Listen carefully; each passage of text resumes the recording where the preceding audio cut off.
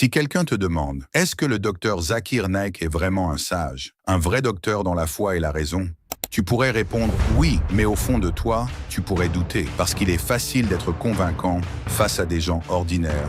Permettez-moi de répondre avec respect et logique, tout portant, et je vais te répondre avec précision.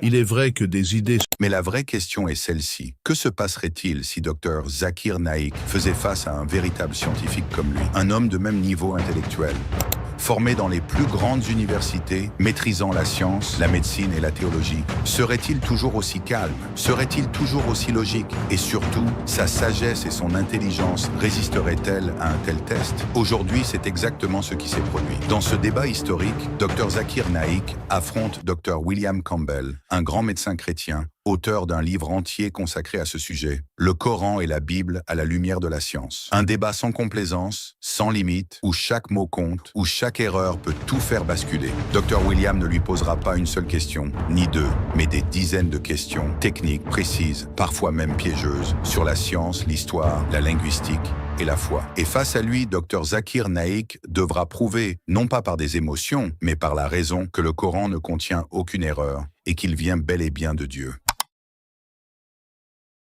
Remarque importante. Cette vidéo remonte à un ancien débat où les deux docteurs répondaient chacun à des questions séparément, mais nous l'avons présenté ici comme un véritable face-à-face pour te permettre de revivre cette confrontation historique entre le docteur Zakir Naik et le docteur William Campbell. Vous affirmez que le Coran est un livre parfait, révélé par Dieu.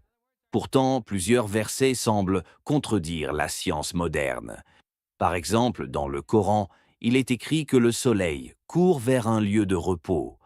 Or, nous savons scientifiquement que le soleil ne se déplace pas vers un point fixe, il reste au centre du système solaire. Si Dieu est réellement l'auteur du Coran, pourquoi une telle erreur? Et comment expliquez-vous ces passages qui semblent décrire un monde ancien, pré-scientifique? Bismillah, l'Ar-Rahman, l'Ar-Rahim. Je vous remercie pour cette question très importante. Elle revient souvent, et je suis heureux que vous la posiez aujourd'hui devant tout le monde. Vous avez cité un verset où Allah dit dans la sourate Yasin, verset 38, « Et le soleil court vers un lieu de repos qui lui est assigné. » Avant de conclure à une erreur, il faut se rappeler deux choses essentielles. D'abord, la langue du Coran est l'arabe, et ensuite, chaque mot arabe peut avoir plusieurs significations selon le contexte. Le mot utilisé ici, yasbahun, signifie se mouvoir avec fluidité. Cela ne veut pas dire que le soleil tourne autour d'un point fixe, mais simplement qu'il est en mouvement.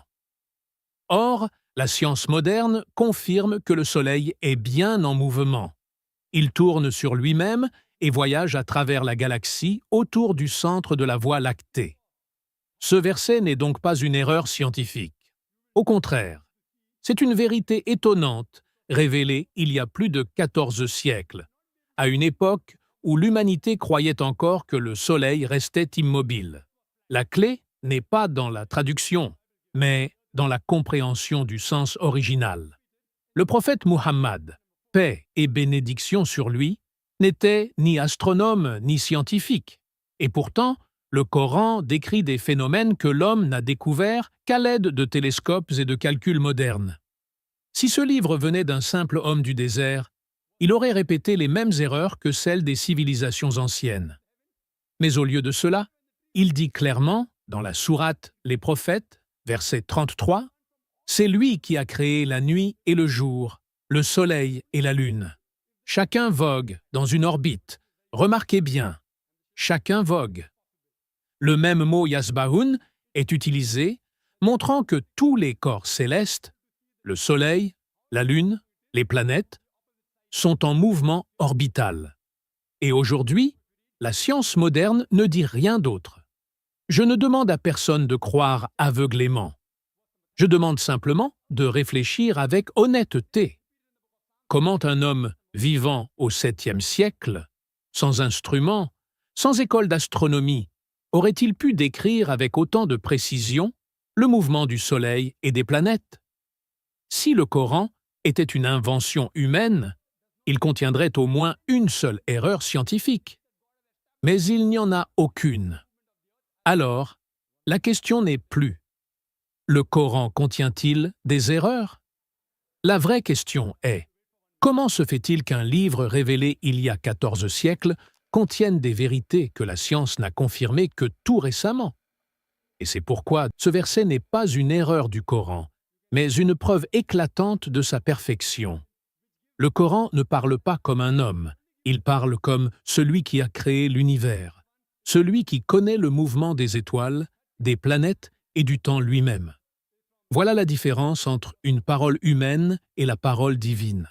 D'accord, vous dites que le Coran est scientifiquement parfait, mais permettez-moi de soulever une contradiction claire. Le Coran affirme que l'être humain a été créé à partir d'une goutte de sperme ou d'un liquide éjaculé. Or, la biologie moderne prouve que l'homme est formé non seulement du sperme, mais aussi de l'ovule féminin. Le Coran ignore complètement la contribution de la femme. Si ce livre venait réellement de Dieu, pourquoi ce manque scientifique? Votre question est légitime, et je la respecte. Cependant, elle repose sur une erreur d'interprétation.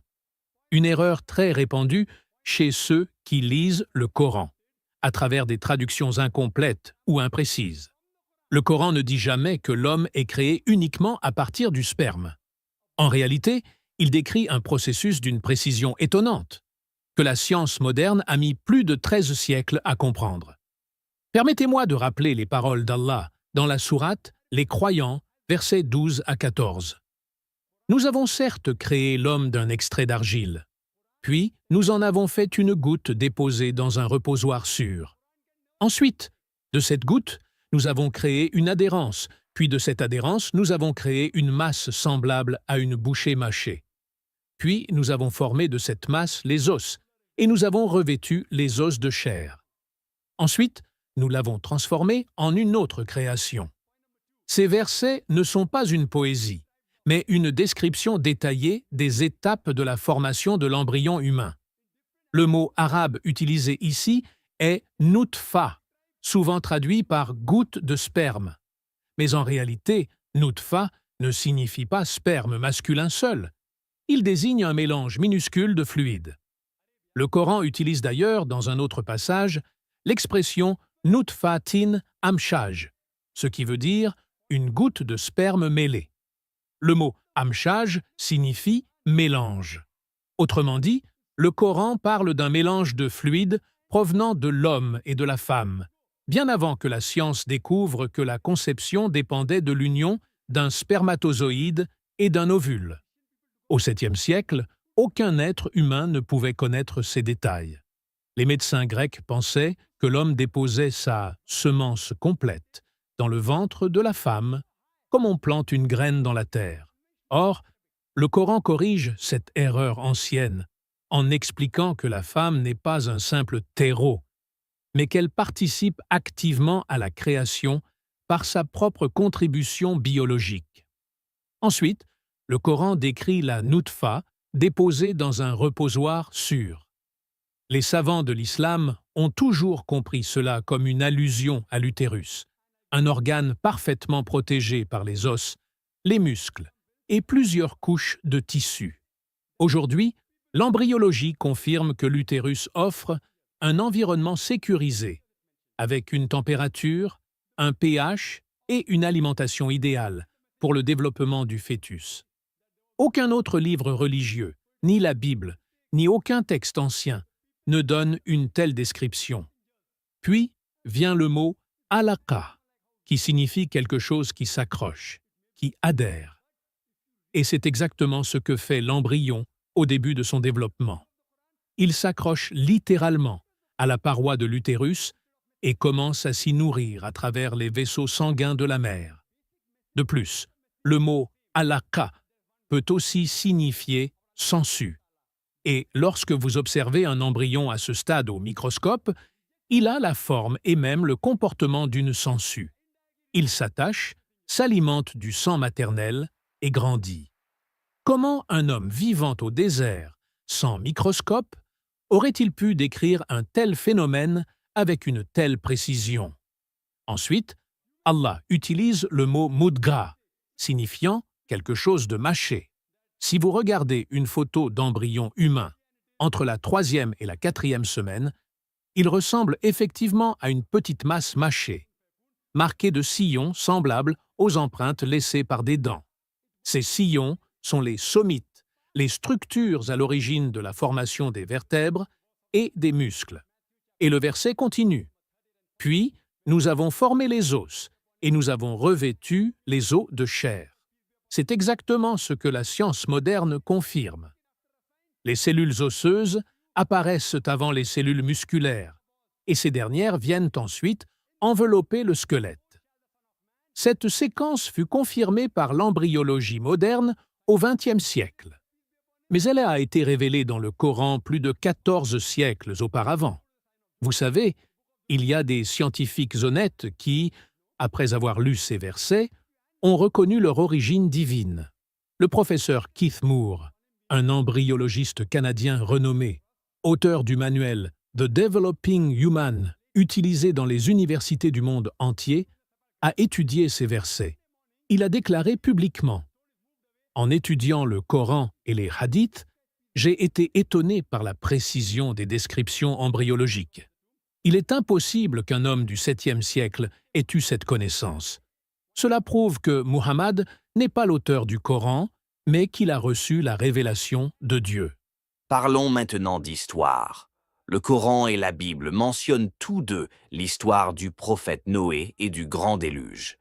Mais il y a un problème évident. La Bible dit que toute la terre a été submergée par l'eau, que toutes les montagnes furent couvertes et que toutes les créatures périrent. Or, les archéologues ont prouvé que les civilisations de l'époque, notamment en Égypte et en Mésopotamie, ont continué d'exister sans interruption. Alors, si le Coran parle du même déluge universel, comment pouvez-vous dire qu'il est historiquement exact? Je vous remercie pour cette question, car elle montre encore une fois la différence fondamentale entre la parole de Dieu et la parole des hommes. En réalité, le Coran et la Bible ne racontent pas la même histoire de Noé. Et c'est justement ici que se trouve la preuve de l'authenticité du Coran. Vous voyez, la Bible affirme dans le livre de la Genèse que l'eau couvrit toute la terre. Elle dit même que les eaux montèrent jusqu'à 15 coudées au-dessus des plus hautes montagnes. Si l'on prend ce texte littéralement, cela voudrait dire que toute la planète, du pôle nord au pôle sud, aurait été entièrement recouverte d'eau. Mais les données archéologiques sont claires. Au moment où ce déluge aurait eu lieu, vers le 21e ou 22e siècle avant notre ère, la civilisation babylonienne prospérait. La 3e dynastie d'Ur régnait toujours, et l'Égypte connaissait déjà son 11e règne dynastique. Autrement dit, aucune de ces civilisations n'a été interrompue par un déluge mondial. Il est donc impossible que toute la Terre ait été submergée. Le Coran, lui, ne dit jamais cela. Il ne parle pas d'un déluge universel, mais d'un déluge local, qui frappa le peuple de Noé, un peuple précis, coupable de mécréance et de corruption. Dans le Coran, Allah raconte que Noé dit à son peuple « Je suis pour vous un messager clair, afin que vous adoriez Allah et le craigniez. » Mais son peuple se moqua de lui, refusa le message, et Allah envoya une inondation qui les détruisit. Aucune part du texte ne dit que le déluge toucha toute la planète. C'est une interprétation erronée héritée des récits bibliques. C'est ici que la perfection du Coran apparaît. Contrairement à la Bible, le Coran n'impose ni date, ni dimension planétaire au déluge.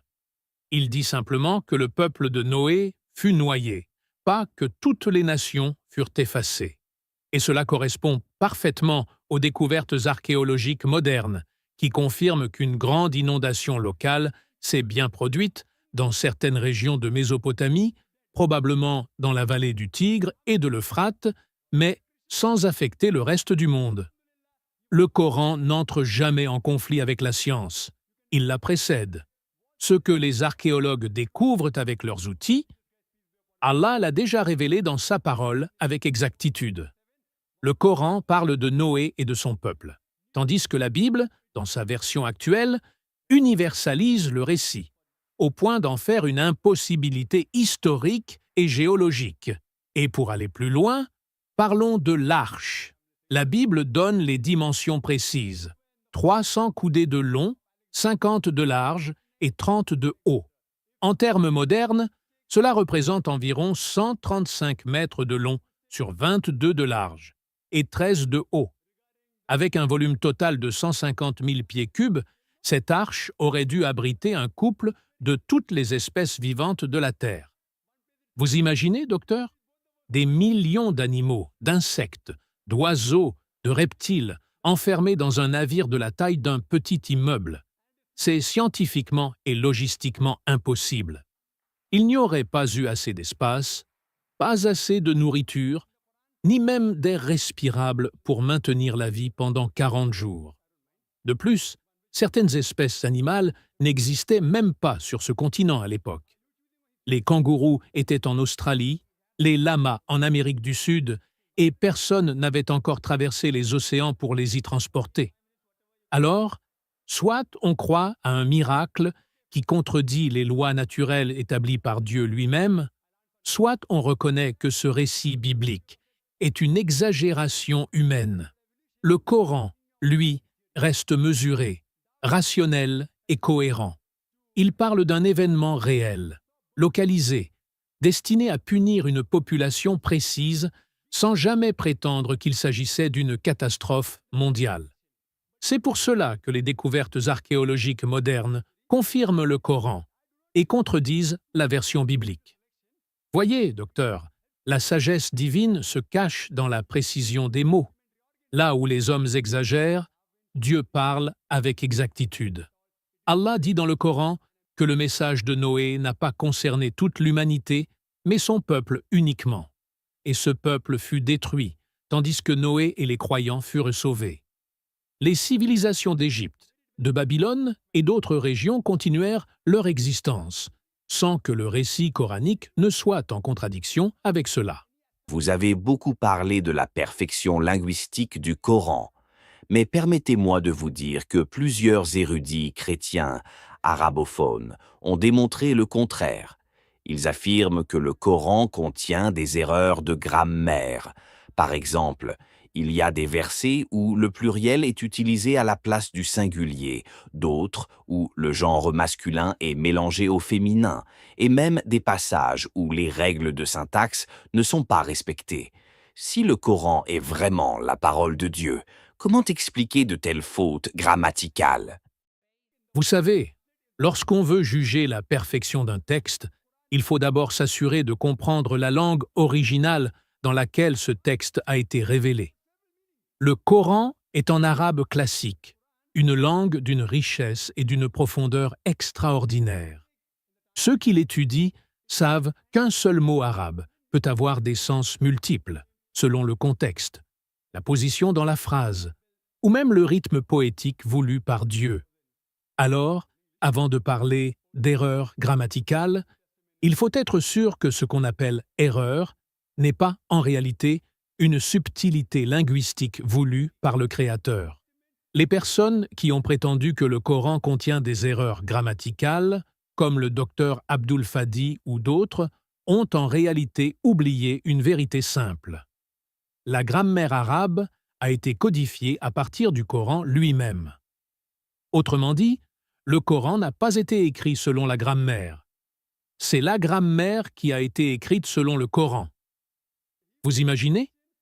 C'est comme si quelqu'un inventait une règle de mesure à partir d'une règle d'or, puis revenait dire « la règle d'or n'est pas droite ». Cela n'a pas de sens. L'arabe est une langue composée de nombreux dialectes, et à l'époque du prophète Muhammad, paix et bénédiction sur lui, plusieurs tribus arabes parlaient des formes légèrement différentes de la même langue. Ce que certains appellent erreur grammaticale aujourd'hui était, à l'époque, une forme légitime et reconnue d'expression arabe. Par exemple, dans certaines tribus, un mot pouvait être masculin, tandis que dans une autre tribu, le même mot était féminin. Le Coran étant destiné à toute l'humanité, utilise parfois les deux formes pour montrer la souplesse de la langue et son universalité. Vous avez parlé du mot « mursalat » dans un verset, que certains traducteurs ont considéré comme une faute parce que la terminaison semble féminine. Mais en arabe, il est parfaitement correct d'utiliser le pluriel féminin pour désigner un ensemble mixte, surtout lorsqu'on veut évoquer la beauté et la douceur du sens. C'est ce qu'on appelle balagha, l'art de l'éloquence. Et le Coran est l'exemple suprême de la balagha. Chaque mot, chaque sonorité, chaque rythme est choisi pour porter un sens précis et une émotion spirituelle. Ce que vous voyez comme une faute est en réalité une figure linguistique, une nuance poétique divine que même les plus grands poètes arabes ne peuvent égaler. D'ailleurs, certains des érudits arabes qui ont tenté de relever ces erreurs étaient eux-mêmes incapables d'écrire une seule ligne avec le même niveau de perfection stylistique que le Coran. Or, Dieu a défié toute l'humanité dans le Coran. Si vous doutez que ce que nous avons révélé à notre serviteur vient d'Allah, alors produisez une seule sourate semblable à celle-ci. Voilà le défi divin. Pas un seul poète, pas un seul linguiste, pas un seul érudit n'a pu le relever depuis 14 siècles. Vous savez, docteur, le Coran est un miracle linguistique à plusieurs niveaux. Sur le plan du rythme, il n'est ni en prose ni en poésie, mais un équilibre parfait entre les deux. Sur le plan syntaxique, il défie toutes les règles humaines pour créer un modèle inimitable. Sur le plan sémantique, il parle à la fois au cœur et à l'intellect, utilisant des mots simples pour des concepts profonds. Et permettez-moi d'ajouter un point crucial. Les soi-disant grammariens qui critiquent le Coran se basent sur des règles établies des siècles après la révélation. Ces règles ont été créées par des savants arabes pour enseigner la langue aux non-arabophones, et non pour juger le Coran. C'est comme si quelqu'un créait une grammaire française en 2500, puis revenait dire que Victor Hugo avait mal écrit son poème en 1850. C'est une erreur de logique. Le Coran ne se trompe pas, il enseigne. Il n'imite pas les règles, il les fonde. Et c'est pourquoi il reste inimitable, non seulement sur le plan spirituel, mais aussi sur le plan linguistique et intellectuel. Donc, pour répondre à votre question, il n'existe aucune erreur grammaticale dans le Coran. Ce que certains appellent « fautes » ne sont que des différences de style entre les tribus arabes ou des choix délibérés d'éloquence divine. En d'autres termes, ce sont des miracles, pas des erreurs.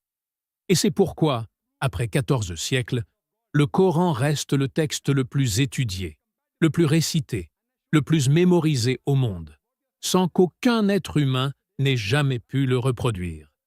Si le Coran contenait réellement une seule erreur, elle aurait suffi à le discréditer pour toujours. Mais au contraire, plus on l'étudie, plus on découvre sa perfection. Avant de continuer, prends juste un instant. Like cette vidéo pour que le rappel atteigne d'autres frères et sœurs. Et abonne-toi maintenant, car les prochaines vidéos contiendront des enseignements que tu ne veux absolument pas manquer. Si tu es vraiment un fan du Dr Zakir Naik, prends juste 5 secondes pour écrire en commentaire dès maintenant. Qu'Allah accorde une longue vie à Dr Zakir Naik. Et aussi, n'oubliez pas de faire une petite invocation pour nos frères et sœurs palestiniens. Écrivez simplement « Je prie qu'Allah accorde une grande victoire au peuple palestinien ». Et à toi qui regardes cette vidéo, oui, toi qui te sens parfois prisonnier de tes mauvaises habitudes, de tes émotions incontrôlées ou de péchés comme la masturbation, sache qu'il existe une porte de sortie. Tu n'es pas seul. En seulement 30 jours, tu peux reprendre le contrôle de ta vie et retrouver ta dignité. Nous avons mis en place une formation unique, un véritable programme de libération que des frères et sœurs ont déjà commencé à suivre avec succès. Le lien est disponible juste en bas, dans la description et en premier commentaire. Rejoins-les et prends enfin le chemin de la liberté et du changement. Comme vous l'avez vu, la vidéo d'aujourd'hui provient d'un débat organisé en 2000, où Dr Zakir Naik venait répondre aux questions du public et Dr William Campbell faisait de même de son côté. Mais dans cette version, nous avons reconstruit la séquence comme un face-à-face direct entre les deux docteurs en regroupant les questions les plus importantes que les gens leur avaient posées, pour te permettre de revivre ce moment unique comme si c'était un vrai duel entre deux grands esprits. Je vous ai écouté longuement parler de science, d'histoire et de langue. Mais vous avez évité, je pense, la question la plus importante. Qui est Jésus? Dans la Bible, il est appelé le Fils de Dieu, et à plusieurs endroits, il dit « Moi et le Père, nous sommes un ». Les chrétiens croient qu'il est Dieu incarné et qu'il fait partie de la Trinité, le Père, le Fils et le Saint-Esprit. Si le Coran reconnaît Jésus comme prophète, pourquoi nie-t-il sa divinité? Et si vous dites qu'il n'est qu'un homme, comment expliquez-vous ces miracles, sa naissance miraculeuse et le fait qu'il ait été appelé Parole de Dieu? Pouvez-vous nier tout cela? Vous venez de poser la question la plus sensible, mais aussi la plus fondamentale dans le dialogue entre chrétiens et musulmans. Et je vous remercie, car c'est justement cette question qui mérite d'être clarifiée, non pas avec des émotions, mais avec des preuves, avec la logique, avec la raison, et surtout avec la parole de Dieu lui-même. D'abord, permettez-moi de dire ceci. Aucun musulman n'est véritablement croyant s'il ne croit pas en Jésus. Paix sur lui. Nous croyons qu'il fut un des plus grands prophètes, né miraculeusement d'une mère pure, sans père biologique, qu'il parla dans le berceau, qu'il guérit les aveugles et les lépreux, et qu'il ressuscita les morts par la permission d'Allah. Mais entre reconnaître qu'il est un prophète et affirmer qu'il est Dieu, il y a une différence aussi grande qu'entre le ciel et la terre. Vous dites que Jésus est le Fils de Dieu. Or, si nous ouvrons la Bible, nous voyons que ce terme n'est pas réservé à Jésus. Dans l'Ancien Testament, Dieu dit à David « Tu es mon fils, je t'ai engendré aujourd'hui ». Et ailleurs, Dieu parle d'Israël en disant « Israël est mon fils premier-né ». Alors, si nous prenons le mot « fils » au sens littéral, il y aurait des dizaines de fils de Dieu. Mais dans le langage hébraïque, « fils de Dieu » signifie « serviteur de Dieu » ou « celui qui obéit à Dieu ». C'est une expression symbolique, une marque d'amour et de proximité, et non une filiation biologique ou divine. Ensuite, vous citez la phrase « Moi et le Père, nous sommes un ». Très bien. Mais lisons le verset suivant. Jésus dit ensuite « Afin qu'ils soient un comme nous sommes un ». Cela veut dire unis dans le but, unis dans la mission, unis dans la foi, pas unis dans l'essence.